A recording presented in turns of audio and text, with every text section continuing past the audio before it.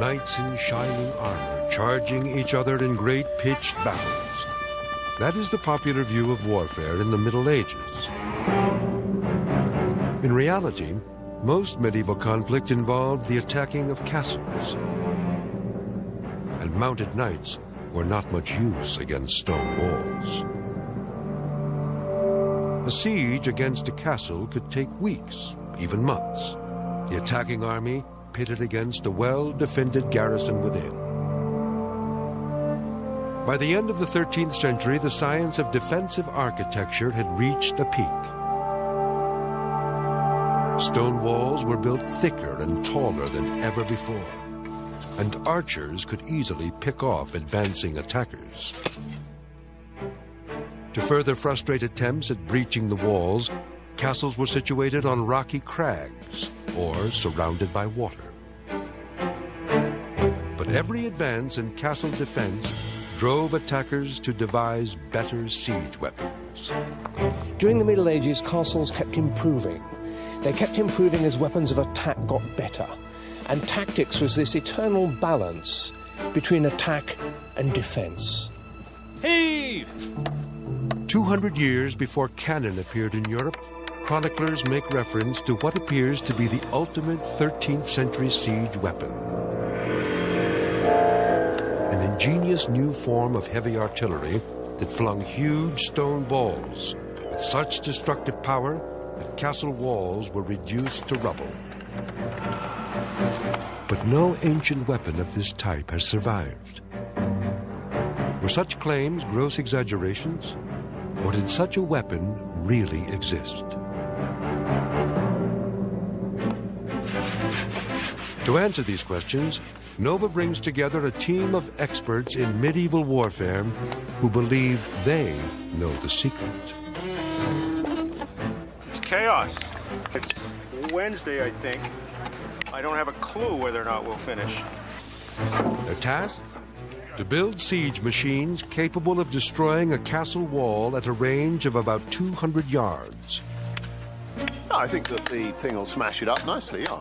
And with just 2 weeks to meet the challenge, a siege mentality quickly sets in. I was just seeing it start. No modern builders have ever managed to do this before. And the whole thing could twist and kick quite alarmingly.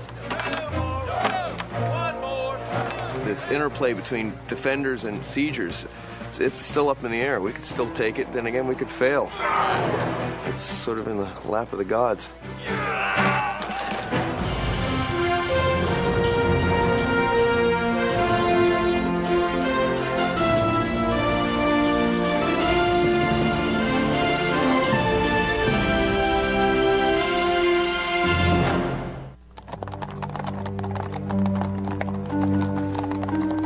In the year 1304, Edward Longshanks, more formally known as King Edward I of England, mounted the greatest siege of his reign against the Scots and their castle at Stirling.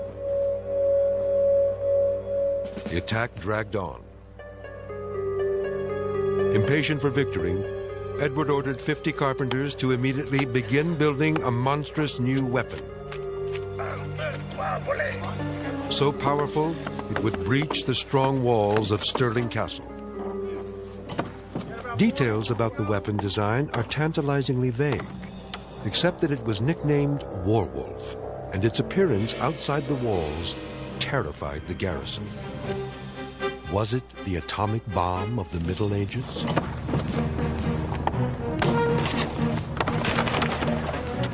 With one blow, Warwolf leveled a section of wall, successfully concluding the siege of Stirling Castle. What kind of a weapon was Warwolf? What are we doing? Oh, you want to go up there now? Do you think you better take a pair of pliers up in case the... Hugh Kennedy is a Shropshire landowner and medieval armor expert. 10 years ago, he became intrigued by a picture of a machine drawn by Leonardo da Vinci. It appeared to be a device for throwing dead horses, called a trébuchet. Inspired by the power of a machine that could hurl such heavy missiles, Hugh decided to try building one himself. A quest which eventually led to this piano-flinging contraption, a mechanized catapult made from a laminated beam, scrap metal, telephone poles, and steel cable. It's fully sorted. Down.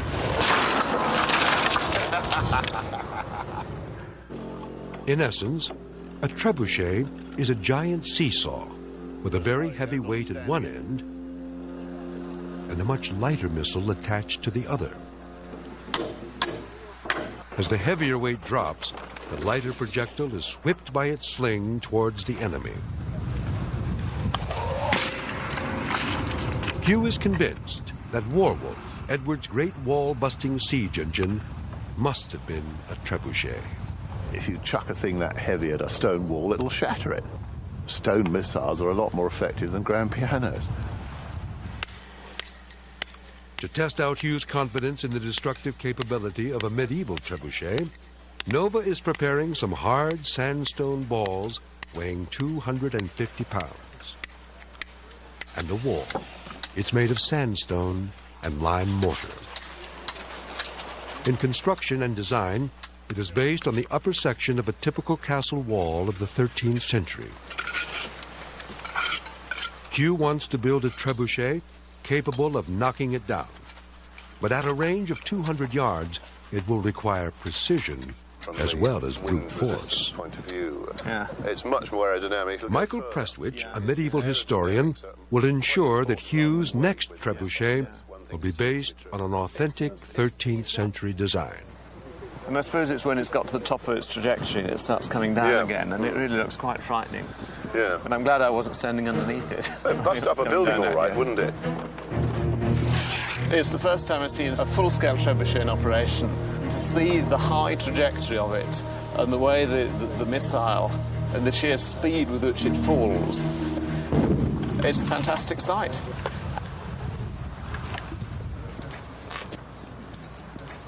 Trebuchets began in the Far East in China, but what they were there were hand-pulled machines worked by quite large teams of men. Prepare to loose. Loose! In many ways quite limited in what they could do. The big advance came when Arab engineers got hold of these devices and put a big counterweight on, so that instead of teams of men pulling it, the beam was pulled down by a great counterweight. They were far more potent and far more effective. These machines were picked up by Western engineers, and by the middle of the 13th century, it's very clear that French, English engineers were capable of building really quite large machines. Some of the best military engineers were employed by Edward I, a master of military tactics. He was one of the most vicious and single-minded rulers of his time. Soon after ascending the throne in 1274, Edward decided to squash Welsh independence and bring Wales under his personal rule. He was a bully, frankly, and I think many people would think of him as a really nasty piece of work. He was utterly determined. Nothing was going to get in his way. Edward's strategy was to ring the mountain stronghold of the Welsh prince with a chain of powerful castles. Richard Holmes is an historian of military tactics. He built 8 new big castles, which were really state-of-the-art. They were immensely strong, well thought out. And most of them could be supplied by water, so they're very difficult for the Welsh to besiege. And Edward believed that you control the countryside by castles like this. They're like nails holding the landscape down, and their garrisons could issue out, attack enemies in the area. And until the castle was taken, nobody could really dominate that landscape. They were extraordinarily expensive to build and were a very severe drain on the royal exchequer. In the short term, though, they worked. Edward and other English lords designed their Welsh strongholds with the trebuchet in mind. For example, Caerphilly Castle was surrounded by man-made lakes, which kept the besieging army and their siege weapons at a distance. Castles were what modern tacticians would call force multipliers. They enabled the relatively small garrison to operate at the absolute maximum of effectiveness. And a castle like this is carefully organised to maximise defensive firepower. There are loopholes in the walls and the towers for archers to shoot through. And here the walls are cunningly organised so that the second set of walls is higher than the first, and therefore an attacker facing this face of the castle not only gets the defensive fire of the first wall, but he's got archers shooting at him from the higher walls behind it. It's a real nightmare. At the end of the 13th century, what was the effective range of an archer? And what was the effective range of a trebuchet? The historical reports differ. Hugh, how close are you going to have to bring your trebuchet to the walls to do serious damage, do you think? Probably 200 yards. We will need to be within that to smash it up. At 200 yards, is Hugh's trebuchet out of range of archers defending the castle? To find out, a dummy representing the trebuchet's chief operator is placed at that distance. I'm sure an arrow would land amongst us if we're at that range. That you can easily shoot 200 yards with that massive bow of yours, can't you? Yeah, well, but 300 yards. Yes.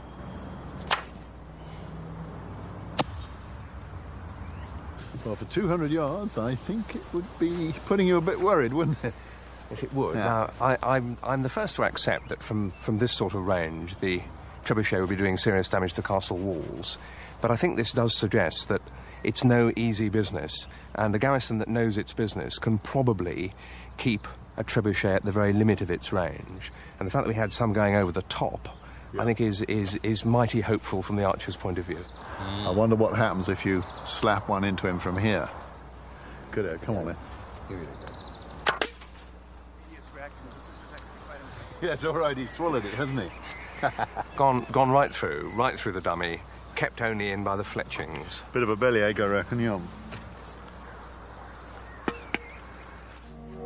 Edward's castle-building campaign in Wales had taught him how to design well-defended fortresses. Turning his attention to conquering Scotland, did Edward also have the ability to successfully attack them? As the king marched northwards to take the castles that guarded Scotland, he brought with him some of the biggest siege engines or trebuchets ever built. The siege of Calavrock, conducted by Edward I in 1300, we've got, remarkably, a really good account of this, a contemporary poem. It describes the way in which the knights rode up to the castle, all in their great armour, trying to perform great deeds of valour. In fact, they were driven back by the garrison, hurling stones and such like at them. And it wasn't the knights, it wasn't these people with their great acts of bravery. It was the engineers, men of really quite low social status in comparison, with the great siege engines. It was they who compelled the garrison to surrender. And the poem describes the way in which the great boulders came down from the sky into the courtyard, crashing down, causing all sorts of damage, mayhem inside. The minute the casualties started, the garrison simply surrendered. So it wasn't the knights, it wasn't a great act of chivalry to capture this castle, it was the work of the experts, the engineers. It's difficult to tell. I mean, that one's obviously got a... Joining Hugh Kennedy in his quest to build a trebuchet is mechanical engineer Wayne Neal, a professor from Virginia Military Institute. Which is the golden section. This one actually is 1 to 2, and this is 1 to 3. Wayne will design the trebuchet. He is basing it on a picture he found in a 13th century Spanish manuscript. The illustration gives no idea of the true scale of the trebuchet, because the artist has made the machine smaller than the soldiers standing next to it. If the drawing isn't practical from all points of view, you begin to wonder about all the other points of view. It may be that the things they have got in the right proportion they did by accident. Even an artist like Leonardo will draw a plan for something that's totally impractical, but it indicates how it could be made. That's all, it indicates how it could be made.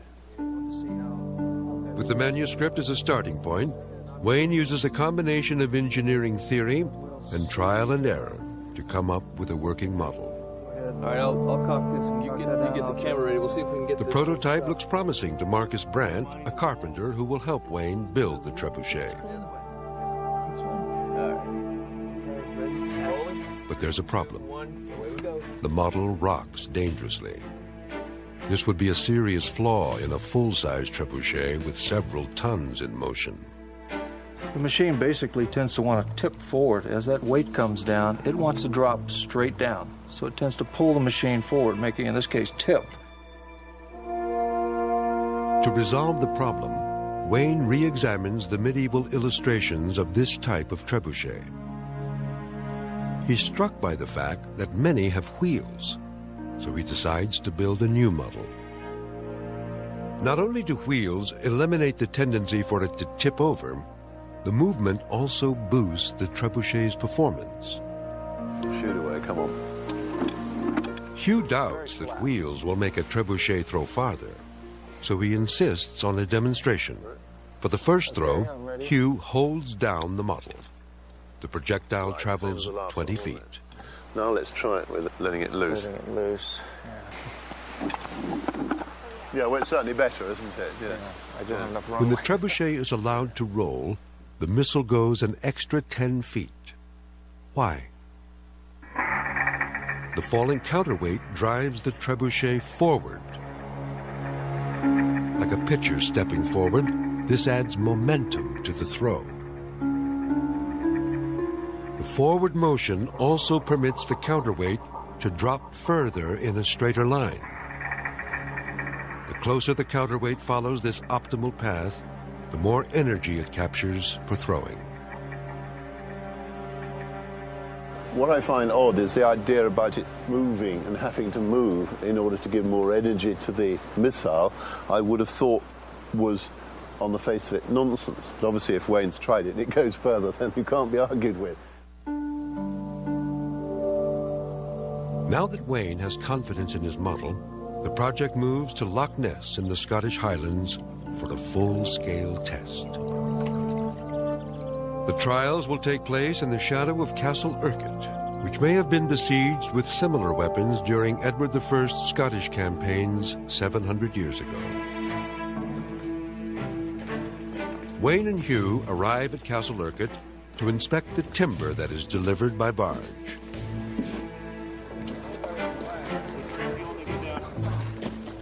As in the Middle Ages, heavy-duty English oak is the choice for building the carriage and trestles.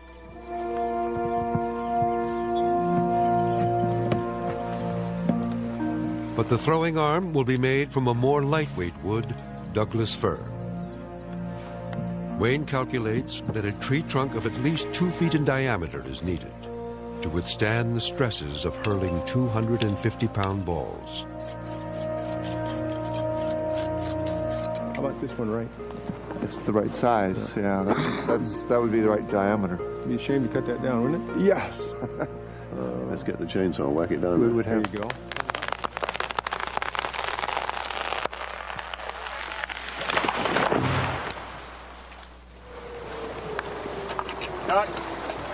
Get out of it!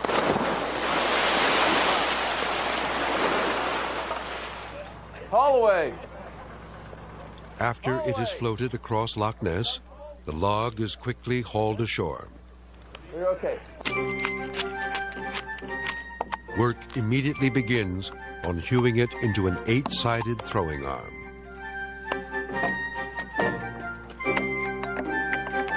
The next job is to assemble the base. 40 carpenters, mainly from the United States, but also from Britain and Germany, have volunteered to spend their vacation here. They're all timber framers who specialize in traditional construction techniques. Without nails, they connect large pieces of wood using mortise and tenon joints. Beautiful, beautiful. 2, 3. Okay. 1, 2, 3. While the timber framers immerse themselves in medieval methods, Wayne employs the tools of a modern engineer to check and recheck his design. In particular, he's hoping that the wheels will give him the same boost in performance as they did on the model.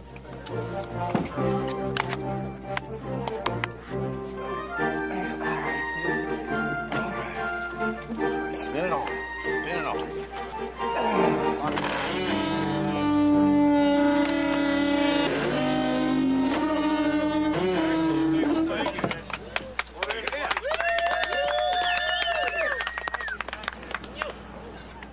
Up at the target wall, work is almost complete.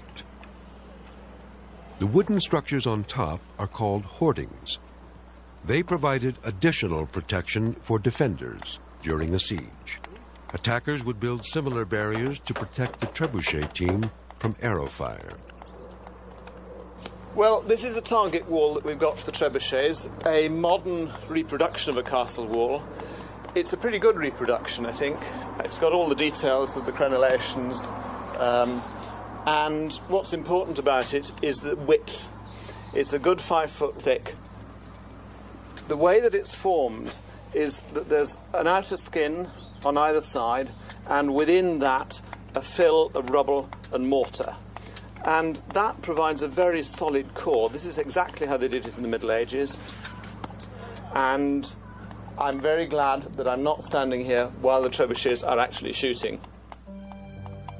The target wall is modelled on the outer walls of Harlech and Caerphilly, two of the best defended castles in Wales.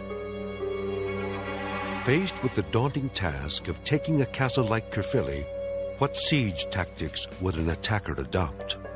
A castle like Caerphilly, like this one, presented an attacker with a knotty problem, because it's got layers of defences with sandwiches of water between them, a bit like the layers of an onion. So an attacker arriving here would encounter the moat, a water defence, so that he couldn't mine underneath it without his trenches being flooded. His best bet, if he possibly can, is to take the place by surprise or by guile, to trick his way in, to get in before the garrison's ready for him. If he can't do that, he's then got to mount a formal siege. And ultimately, he'll starve it out. Gates had once been a castle's weakest point, but by this stage in history, they've become its strongest. They're defended by gatehouses. These are great, powerful towers with arrow slits in them, so that anyone attacking the gate is subjected to close-range fire. And there's a portcullis, which drops down just behind the attackers. And even if an attacker does manage to take the gatehouse, then he's got another moat, 2 more gatehouses, and he's got to do the whole rotten business all over again.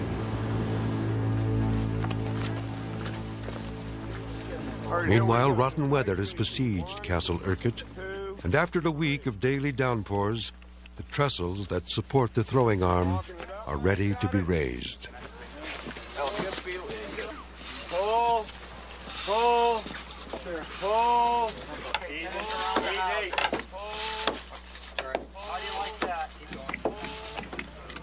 At the top of the trestle, the throwing arm rotates on an axle that has to be both strong and exact. And the counterweight, so it has to be fairly precise. Marcus Brandt has taken on the job. Well, we've got to address the issues of axles. We've got 2 sets of axles with this fixed arm, fixed counterweight machine. We've got the axles down here to carry the wheels, and we've got this more precise axle up here, which carries this 8 tons of weight and arm, and it has to be fairly precise. We've set up a great wheel lathe, which is a precursor to modern lathes. It's just a great big flywheel that's powered by muscle, and it turns this 10 by 10 down to an 8 by 8. Marcus restores old buildings in Pennsylvania and has enthusiastically embraced the idea of using medieval technology. It's a very medieval feel to the whole project. We've got all the trades going at once. We have the stonemasons busy. We got all the carpenters and the axes flying, and the chips and the smoke and the mud. And boy, if it weren't for the jets flying overhead occasionally, you'd think you were in the 12th century. Villages were often established next to the castle of a nobleman or the king. English society was very hierarchical, with the king and his nobles at the top, and then the rest of society cascading down from that. Now, the castle wasn't just important militarily, they were an economic power as well. There were communities built up round the castle to supply it. And the castle provided protection as well. At their best, these noblemen were protectors. At their worst, they were often something rather like mafiosi, leeching off the local countryside. So living under the shadow of a place like this had advantages, but disadvantages too. How you doing, Phil? You don't have too much there? In order to position the heavy throwing arm, the timber framers place an A-frame above the trestles to support the pulley system, a standard medieval device. A block and tackle dramatically reduces the number of people required to pull on the ropes. Now, block and tackle is a fairly simple device. It magnifies your pull. If I were to lift my own body weight with a single rope, I would have to pull down 200 pounds to lift my 200 pounds of body weight up. With this, I'm hooked up to this double sheaf pulley, and I've got 4 lines which share the load equally. So 200 pounds here is only 50 pounds on each one of these ropes. So to lift my 200 pounds up, I only have to pull 50 pounds here. Now, mind you, I have to pull 4 times as much rope, but it really works.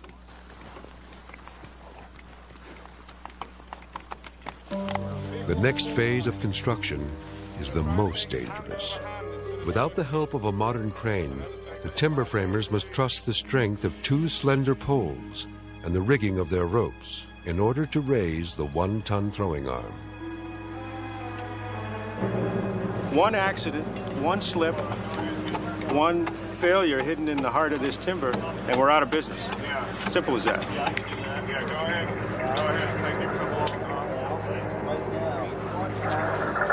Washer's clear.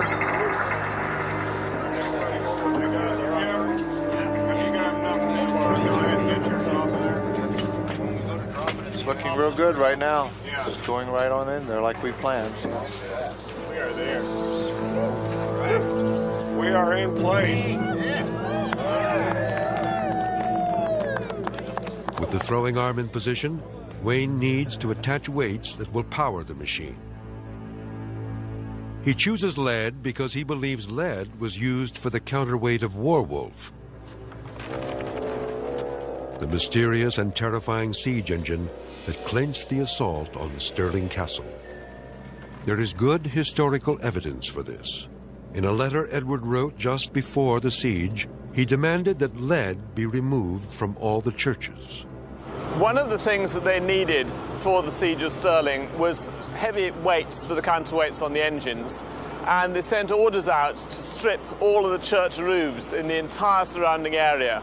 So all of this lead sheets would have been brought to the siege and then melted down in order to form the counterweights.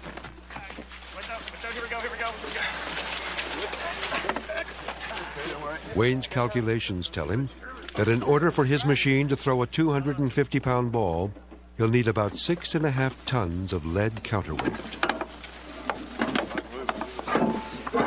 It takes a week to melt down the scrap and form it into a collar that can be bolted onto the arm. Wayne's come up with a really neat solution for a lead counterweight made of various pieces, bolted together. But it is expensive, lead is difficult to get hold of, it's complex to make this. There is a much easier solution, which is to use a large box as a counterweight, something like this, which you could fill with earth, with stones, with anything you'd got. Fill it up. You could put as much or as little in as you wanted, and that would affect the range of the machine. And you'd simply then have to put this box on the machine, swiveling roughly like that. The survey of medieval illustrations suggests that swinging counterweights were the more popular design. A man who has been working with them longer than anyone else is traditional French carpenter Renaud Buffet. Renaud is convinced that Edward's great siege engine Warwolf had a swinging counterweight box. The simple design of the box makes it not only cheaper, but easier to build than one with a lead counterweight. Here we go. And Renaud has found graphic accounts of the destructive power of some really big siege machines. I found an account medieval.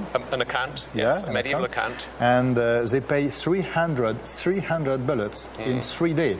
Then they shoot 300 bullets on the same place, on the same wall. After 3 days, the wall was destroyed. So you think the real purpose of something like this is simply to attack a castle from a distance and bring the wall down? Yes. Yeah. 500 years before Newton's apple, medieval engineers had figured that trebuchets with a swinging counterweight are the most efficient at using the force of gravity.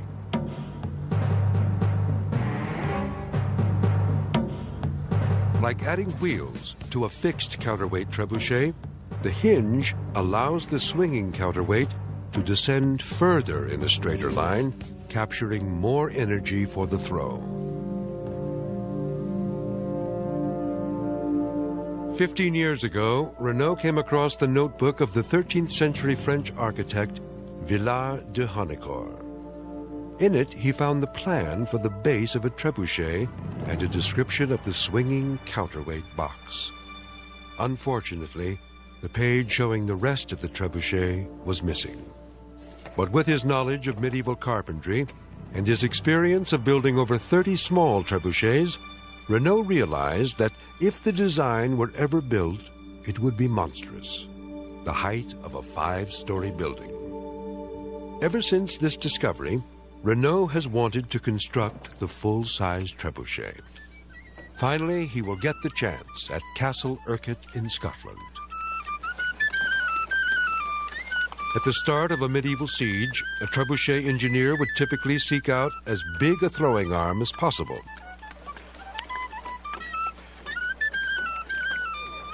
Renault inspects a good-sized oak log that he hopes will be suitable.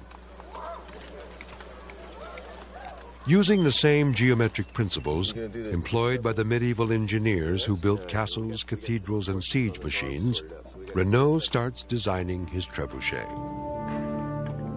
The key decision is where on the throwing arm to position the main pivot point or fulcrum. Medieval engineers worked this out by observation.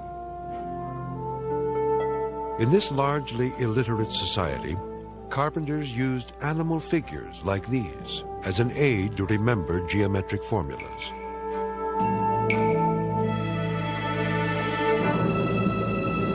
Now that Renault knows where to put the main axle, he can design the trestle, base, and capstans to raise the counterweight box,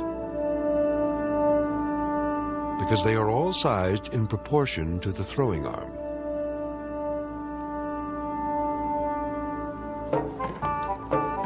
But just as he begins building the trebuchet, Renault is called back to France. In his absence, work progresses on the base. Work also begins on drilling out the main axle hole in the throwing arm. Unfortunately, there is some confusion about the size of the opening, and a nasty surprise awaits Renault's return. Hi, good morning. Good morning. Renault's been away for a couple of days, and while he was away, we cut the axle hole. It's quite apparent that a lot of meat has gone from the timber, and we're left with quite thin sections on either side. I think the beam, the throwing arms, can break here, in this part. Renault's concern is that we've gone too much to this extreme, where we've taken out too much wood of the throwing arm and made the axle too strong. His concern, of course, is in our first throw that it's going to do something like that. Renault is left with no alternative but to hope that a couple of planks will be strong enough to splint the weakened throwing arm.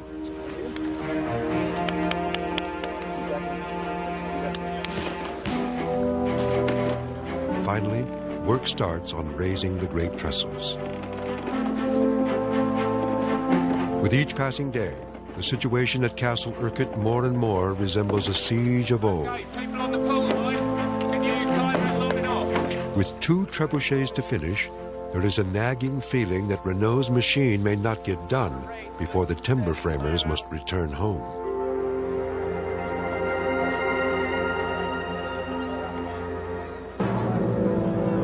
over at Wayne's trebuchet, work on attaching the lead weights is finally finished.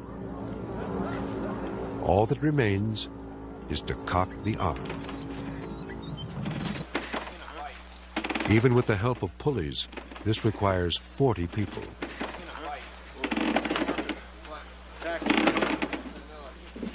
With a 13,000-pound counterweight, it's a much bigger job than anyone imagined.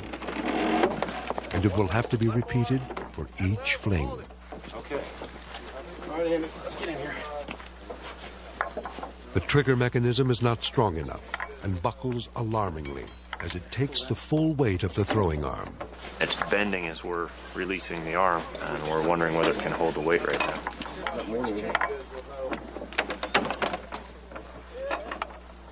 To avoid an accidental firing, they reinforce it with a length of chain. We've got lots of engineers on this, and maybe they've got it right, but I think it's quite difficult to get it right. It's chaos.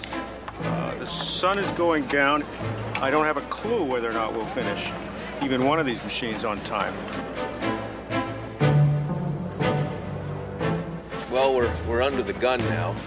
It's kind of touch and go whether we're going to get this thing put together and actually flinging both machines, but if I know this crew, come hell or high water, we're going to make this thing fling. There goes your light.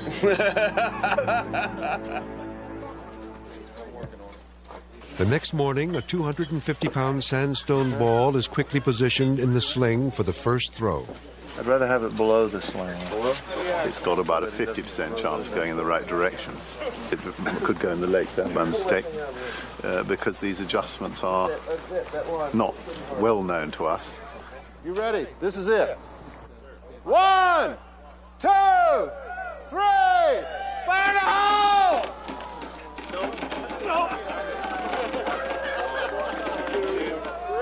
Even with 12 timber framers pulling, the firing pin won't budge.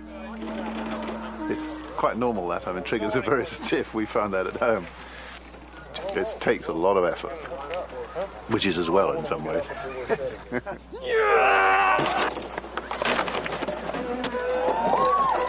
Despite Hugh's predictions that a trebuchet on wheels would shake itself to pieces, the reverse is true. Wheels dampen the recoil. Everything appears to be working as Wayne predicted, except the range. The ball only traveled about 170 yards, falling short of the wall. What are we? 30 yards short and about 5 feet low. I thought it was flat, which means we got to, I think, shorten the sling so it releases sooner and goes higher, which should get us to the wall.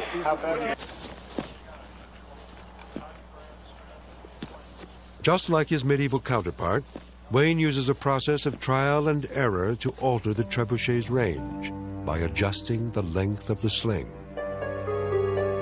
With the first throw, a long sling resulted in a late release and a low trajectory.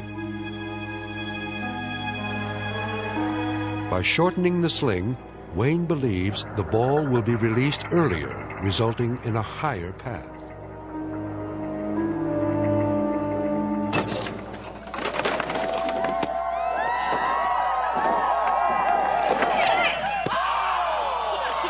Wayne's adjustments have the desired effect. The second throw has perfect range, just missing the target to the right by 2 feet. I think we took the king's ear off. Good job, Wayne. Excellent. And so it needs a slight adjustment, and then we're going to be a direct hit. Tomorrow is another day.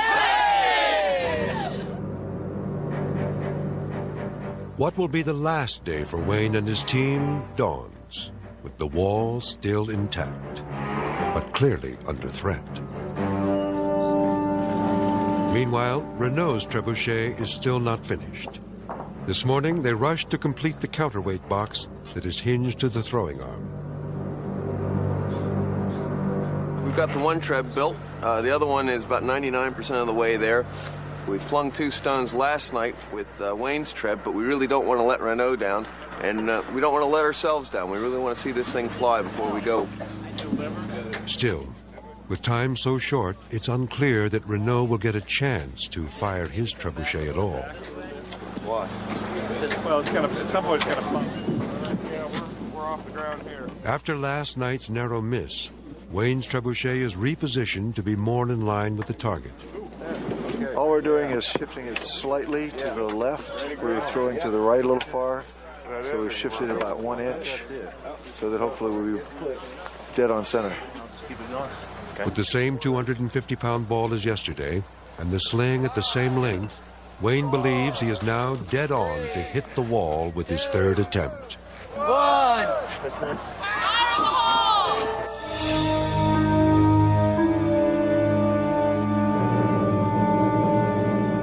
The third shot is identical to the second in distance. At a range of 200 yards, adjusting the wheels 1 inch to the left, place the missile bang on top of the hoarding. We've gotten wood. I don't know if we've contacted any stone yet, but we've knocked the hoarding pretty well. We're maybe a little high. We'll come down a little bit. That must be the old hole there, mustn't it? That's the hole. It's still a bit on this side, isn't it?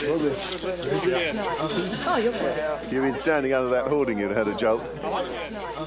With the trebuchet lined up on the target, Wayne only has to shorten the range by a hair to hit the stone battlements below. So this time what we've done is lengthen the sling about 6 inches. So we're hoping to fire a little bit flatter and get the top of the hole, top of the wall. Quite difficult, I think, probably, isn't it, on those small adjustments? I mean, do you think? Yeah, small adjustments are difficult to do. We could perhaps not get so lucky this time, but it's been very good so far, hasn't it? Worried that this may be the last attempt, Wayne makes a sudden change of plan. Fire in the hole! He replaces the 250-pound ball that he's been using with a jumbo 300-pounder. Wayne figures that the heavier ball, clocked at a speed of 127 miles an hour, should breach the wall. But he's wrong.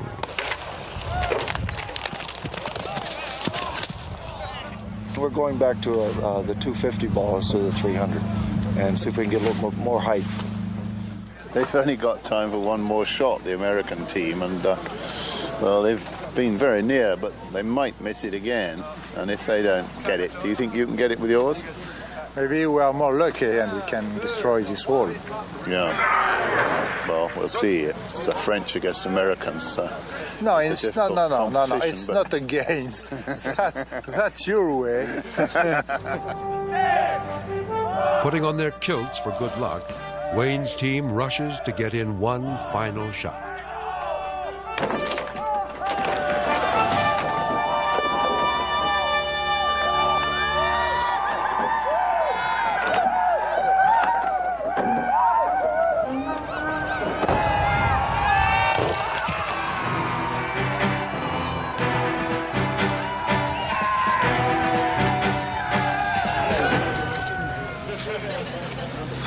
We did it! Come take a look at the rocks over here. It just pulverized the stone on the inside. It confirms what we came here to prove, didn't it? That we've had a lovely hit smack in the middle, and it smashed it, and it's busted it right through to the back. So it's quite obvious that if you've got one of these trebuchets, and you've got a castle like this, and you've got plenty of time to shoot it, you're going to knock it into a powder. We can reduce this to rubble. Intoxicated with success, the timber framers bid adieu to the Highlands.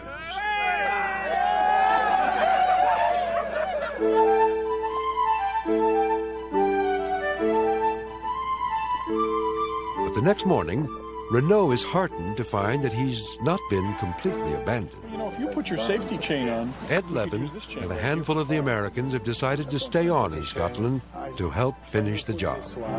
I'm sure it's good enough. No, it's linked into the second hook. What happened? The biggest concern is whether the throwing arm has been fatally weakened at the point where the main axle passes through it. To avoid stressing the arm, Renault decides to only partially load his counterweight, using 4 tons of sand in the 12-ton capacity box. But there are risks to this approach. we're all suitably cautious in having the 250-pound sandstone ball end up in the castle wall rather than in the loch or drop down on the machine or any of the other places it has historically been known to go. Come on, come on, come on. Nobody knows quite what they're doing, so that was what makes it fun. Jeez. A moment of birth. And terror. Yeah, well, birth is usually accompanied by terror. Now we are ready for shoot. It's getting me nervous. 3, 2, 1, fire in the hole!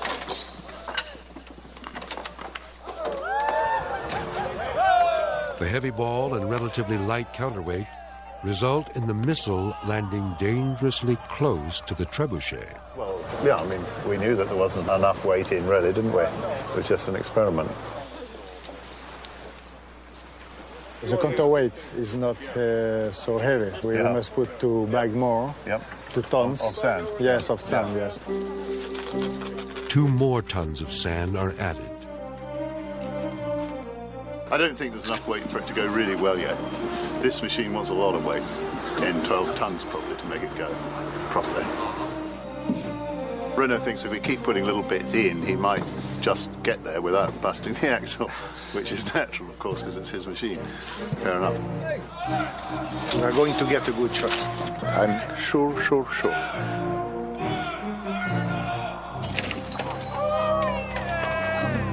Renault's optimism is justified. The missile falls just a few yards short of the wall and a bit to the right.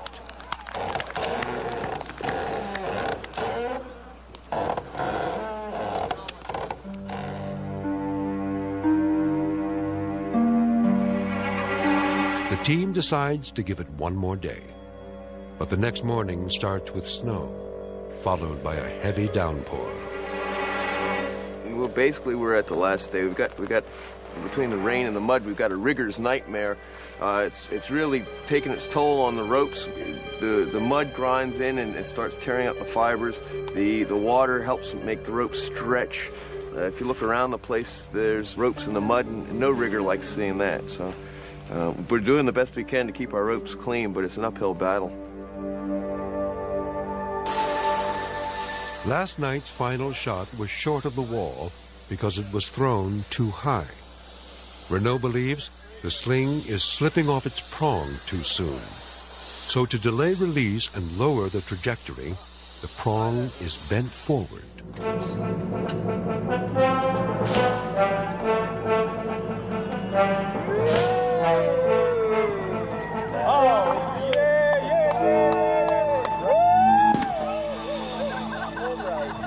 We've got the right amount of loft, we've got the right amount of range, we're just missing the target off to the side.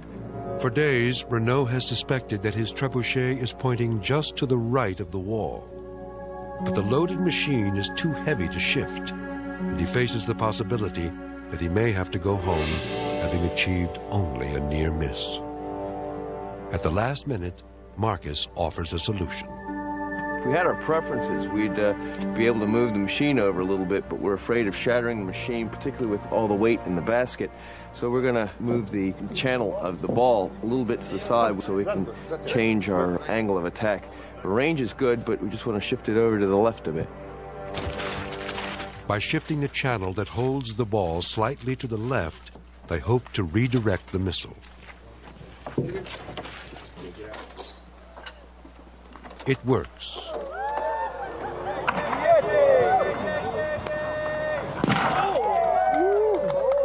Almost.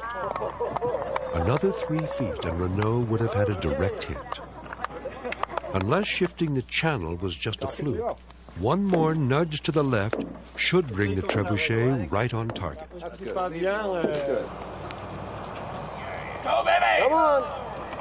Oh, that looks good. That's right.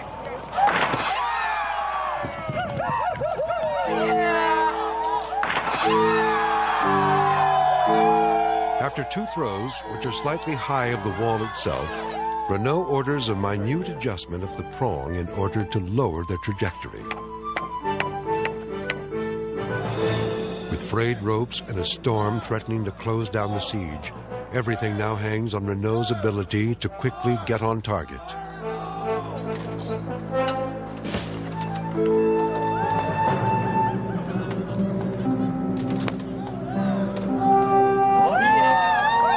he does.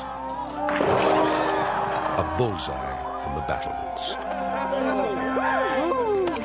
Well done, buddy.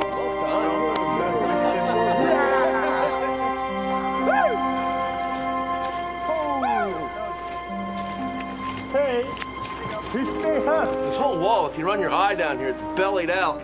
There's cracks all through it. Anybody standing back here would have been mincemeat. Ah oui, ça c'est un bon coup, ça. In a real siege, it would only be a matter of time before the wall is reduced to smithereens. In terms of the kind of dialogue that existed between attack and defence, it is very clear now to me that the appearance of the trebuchet on the scene shifted that balance radically in favour of attack. I've gained a tremendous respect for the medieval engineers. They were able to build a frightfully powerful and highly accurate and easily adjustable machine. If you're under siege, you've got to try to knock these things out before they're actually built, because once they're built, you're sunk.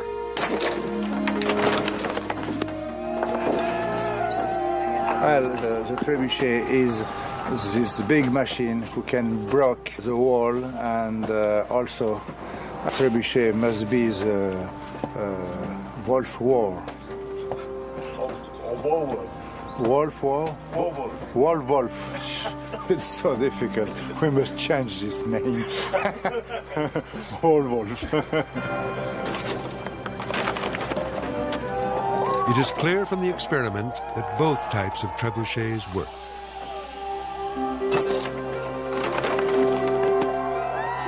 Because it could so easily be increased in weight, the swinging box design was the improvement that tipped the balance in favor of attack.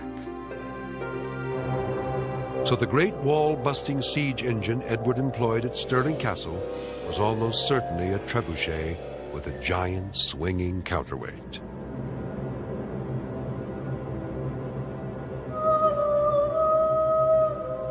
A weapon that dominated siege warfare for 200 years.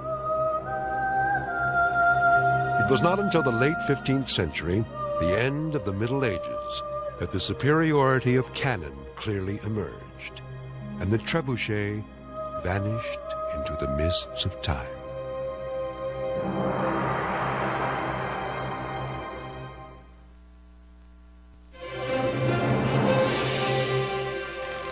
To see the companion website for this program or to find out more about NOVA, visit NOVA's website at pbs.org.